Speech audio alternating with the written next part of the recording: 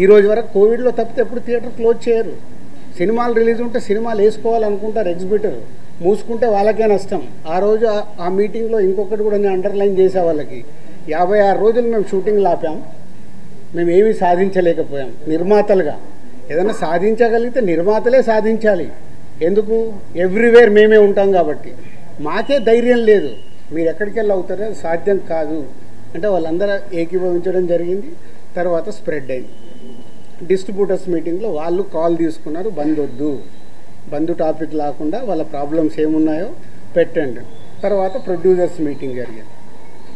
Producers మీటింగ్లో ఆ రోజు నేను పార్టిసిపేషన్ చేయడం జరిగింది. ప్రొడ్యూసర్స్ అందరం కూడా యునానిమస్గా ఎగ్జిబిటర్స్కి ప్రాబ్లమ్స్ ఉన్నాయని చెప్తున్నారు.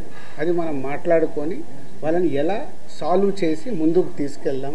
థియేటర్లు ముయ్యడాలు చెయ్యడాలు వద్దు, జాయింట్ మీటింగ్ పెట్టండి, జాయింట్ మీటింగ్లో క్లారిటీగా ఇది చెప్పుదామని. సో జాయింట్ మీటింగ్కి 23 అనుకున్నారు, 24 పెట్టారు. ఈ లోపలనే ఈ ఎపిసోడ్ అంతా ఇంకొక సైడ్ డైవర్ట్ అయింది. అది మీ అందరికీ తెలిసిందే. కళ్యాణ్ గారి సినిమా మీదకి ఇది డైవర్ట్ అయ్యి కళ్యాణ్ గారి సినిమాని ఇలా అనుకుంటున్నారు. దాంట్లో మేబీ నా పేరు డైరెక్ట్గా ఎక్కడా రాలేదు కానీ ఇండైరెక్ట్గానే వచ్చిందని అందరూ చెప్తున్నారు.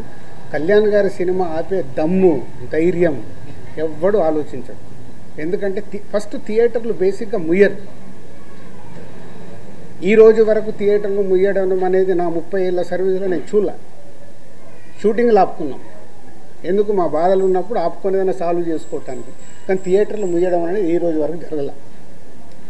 అది ఎపిసోడ్ కాస్త కళ్యాణ్ గారి సినిమా మీదకి తీసుకెళ్లారు. గవర్నమెంట్స్ కూడా అలాంటిదే కమ్యూనికేట్ చేశారు మధ్యలో. సో ఎవరి అడ్వాంటేజ్లు ఏమున్నాయో ఇక్కడ తెలియదు. అడ్వాంటేజ్లు ఉన్న వాళ్ళు భయంతోనో భక్తితోనో కమ్యూనికేషన్ రాంగ్గా కమ్యూనికేట్ అయింది. సో అప్పుడు దుర్గేష్ గారు మినిస్టర్ నాతో మాట్లాడడం జరిగింది. ఆ రోజు కూడా నేను చెప్పాను, సార్ థియేటర్లు ముయ్యరు, అది జరిగింది, జాయింట్ మీటింగ్ ఉంది, ఈ జాయింట్ మీటింగ్లో క్లారిటీ వచ్చేస్తుంది.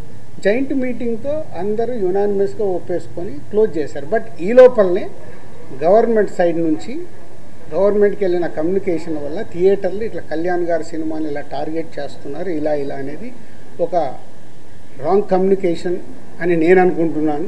మరి అది వాళ్ళకి రాంగ్గా వెళ్ళిందా రైట్గా వెళ్ళిందా నాకు తెలియదు. But my point of views wrong కమ్యూనికేషన్తో కళ్యాణ్ గారి సినిమా మీదకి తీసుకెళ్ళారు. మే 30 అప్పటికే భైరవం అనౌన్స్ అయింది. జూన్ 5 కమల్ హాసన్ గారి సినిమా అనౌన్స్ అయింది. జూన్ 12 కళ్యాణ్ గారి సినిమా ఉంది.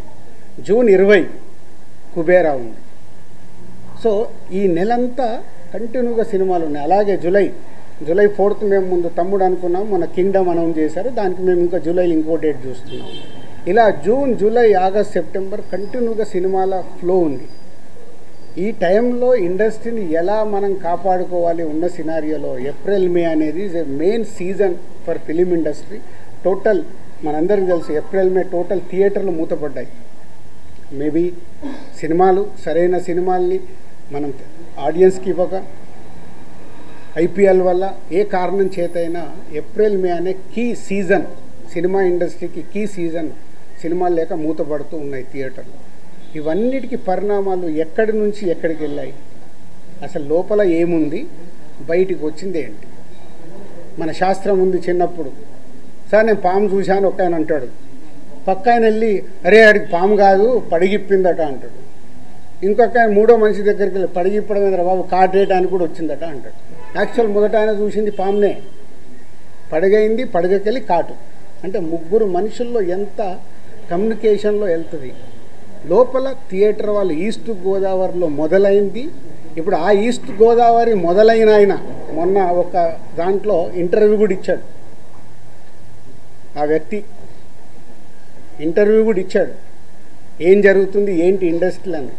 ఆ వ్యక్తి ఇప్పుడు తీసుకొచ్చి దాన్ని మొత్తము తెలంగాణకి కనెక్ట్ చేసేసాడు. ఏప్రిల్ 19 ఈస్ట్ గోదావరిలో ఆయన అధ్యక్షతన మీటింగ్ జరిగితే అది ఎక్కడికి తీసుకొచ్చారు. సో ఇది టోటల్ ఎపిసోడ్.